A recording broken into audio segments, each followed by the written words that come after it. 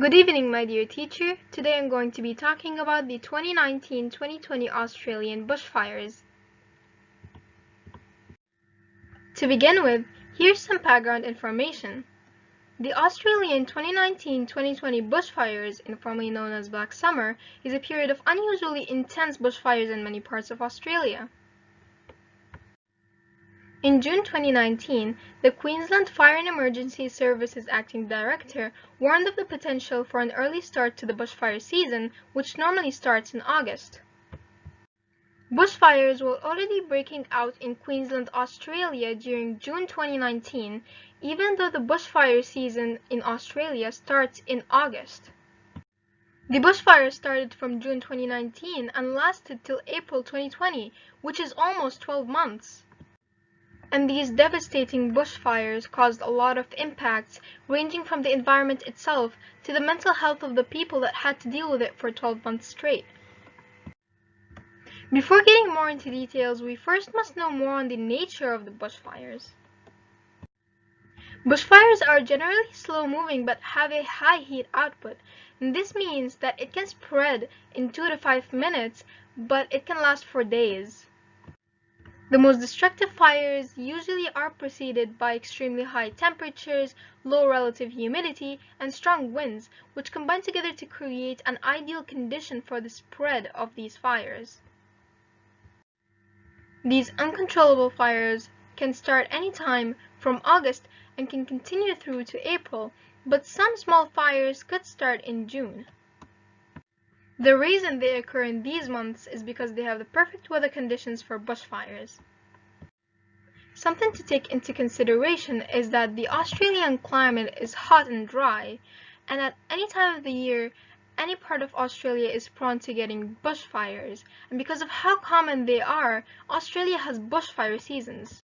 What that means is that Australia isn't new to bushfires, and Australians are used to bushfires happening all year round.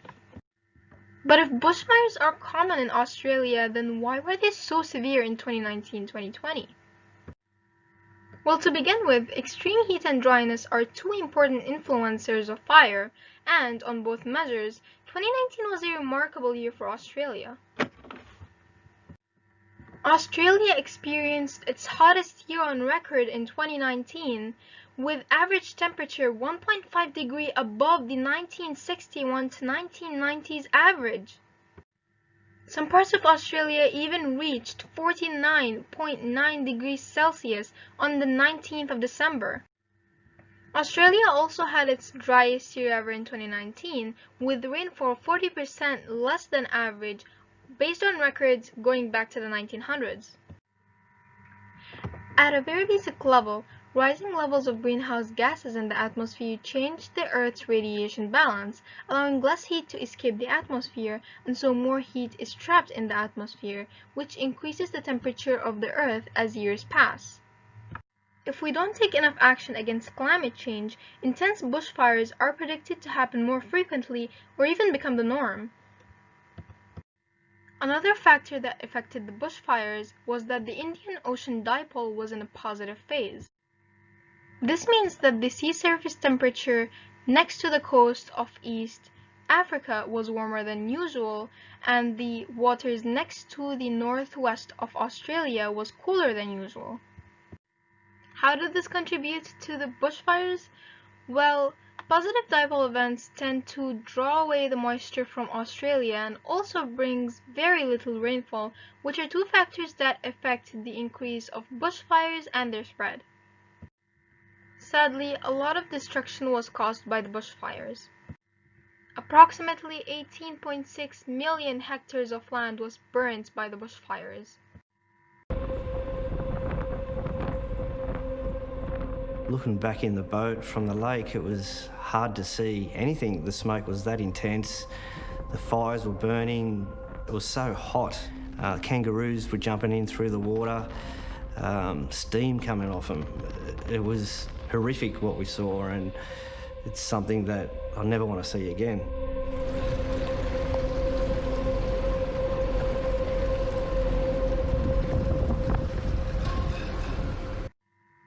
9,352 buildings were destroyed, including 3,500 homes and 5,852 outbuildings.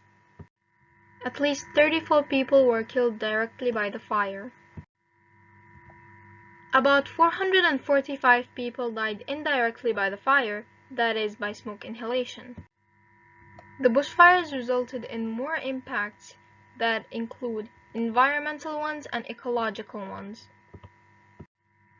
As of 2 January 2020, NASA estimated that about 306 million tons of carbon dioxide was released into the atmosphere, and as smoke blanketed parts of Australia's atmosphere, it was advised to stay indoors for your own health. The smoke was even able to be seen from space. A 2020 study estimated that at least 3 billion terrestrial vertebrates were killed by the fire. This was very devastating because it led to many species becoming endangered or even extinct.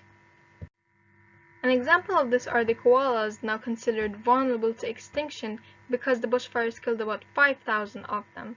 24% of their habitat was even destroyed. And finally, in total, the economists estimated that the Australian bushfires may cost over 103 billion Australian dollars in property damage and economical losses, making it Australia's costliest disaster to date. Thank you so much for watching and have a nice day.